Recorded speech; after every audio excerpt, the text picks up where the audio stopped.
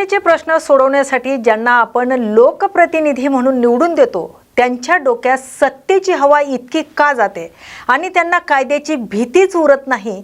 कायदा पाळायचा असतो की पायाखाली तुडवायचा असतो।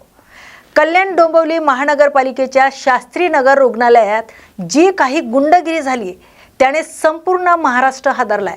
प्रस्तुतीसाठी आलेल्या एका महिलेच्या उपचाराचा बहाणा करायचा आणि थेट अहोरात्र सेवा देणाऱ्या डॉक्टरांना परिचारिकांना धक्काबुक्की करायची, त्यांना मारहाण करायची हा अधिकार या माजी नगरसेवकांना दिला कोणी? होय, मी बोलते माजी नगरसेवक रमेश म्हात्रे यांच्याबद्दल, ज्यांच्यावर रुग्णालयातील कर्मचाऱ्यांना मारहाण केल्याचा गंभीर आरोप आहे आणि हे सगळं सीसीटीव्हीत कैद झालंय। पोलिसांनी त्यांना बेड्या तर ठोकल्यात, पण प्रश्न फक्त एका मारहाणीचा नाही, तर प्रश्न त्या VIP मानसिकतेचा आहे, ज्या मानसिकतेवर आज आपण प्रहार करणार आहोत। नमस्कार, मी शिल्पा आणि तुम्ही पाहताय प्रहार।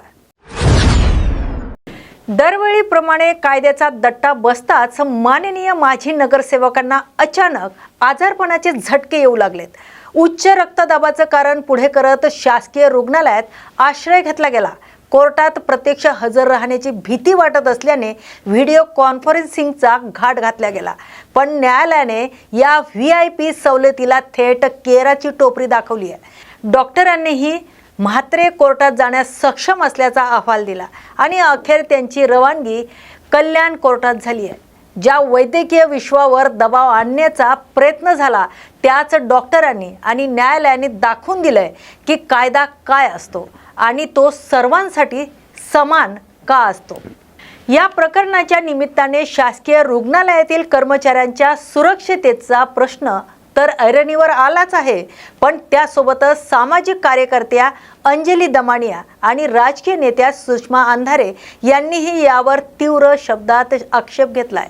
अंजली दमानिया यांनी एक गंभीर मुद्दा उपस्थित करत काही राजकीय नेते सरकारी रुग्णालयातील कर्मचाऱ्यांचा वैयक्तिक कामासाठी गैरवापर करत असल्याचा आरोप केलाय, तर सुषमा अंधारे यांनी या मुजोरीचा आणि सरकारी यंत्रणेचा गैरवापराचा तीव्र शब्दात निषेध व्यक्त केलाय।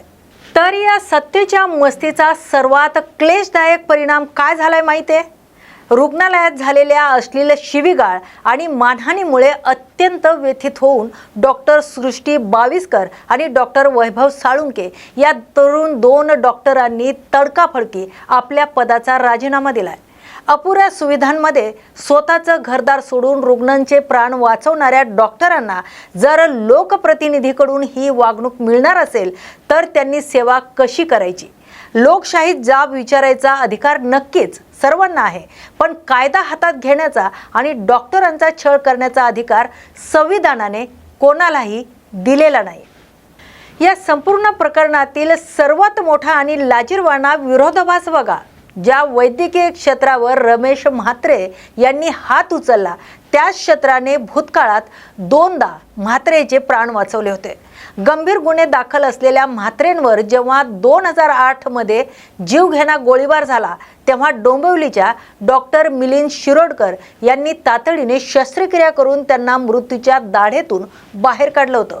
एका हल्ल्यात म्हात्रेची किडनी निकामी झाली तेव्हा याच डॉक्टरांनी त्यांची एक किडनी काढून त्यांना जीवनदान दिलं होतं। ज्या हातांनी तुम्हाला जीवनदान दिलं, आज त्याच डॉक्टरांच्या सहकाऱ्यांवर हात उचलताना म्हात्रेचे हात कापले कसे नाहीत? हाच का तुमचा कृतज्ञतेचा भाव?